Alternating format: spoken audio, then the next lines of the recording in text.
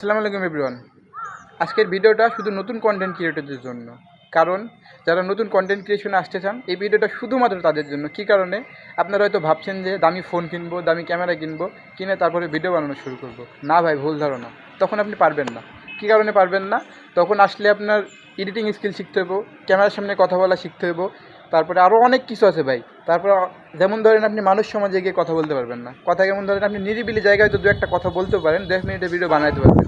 কিন্তু যখন আপনি অনেক লোকজন হবে, যখন বাজারের মাঝে যাবেন বা আশেপাশে লোকজন থাকবে, তখন আপনি ভিডিও বানাতে পারবেন না। আপনি হয়ে দাঁড়ায় থাকবেন। তখন আপনি বুঝতে পারবেন যে আসলে আগের থেকে শুরু করা ভালো।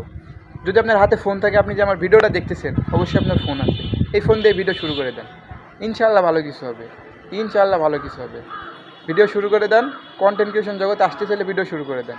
এতটুকুই বলবো ভাই। অবশ্যই ভালো কিছু হবে, ইনশাআল্লাহ ভালো কিছু হবে। আর আমাদের ভিডিও যদি ভালো লাগে, অবশ্যই একটি লাইক করবেন। আমাদের চ্যানেলে নতুন হলে চ্যানেলটিকে সাবস্ক্রাইব করে আমাদের পাশে থাকবেন।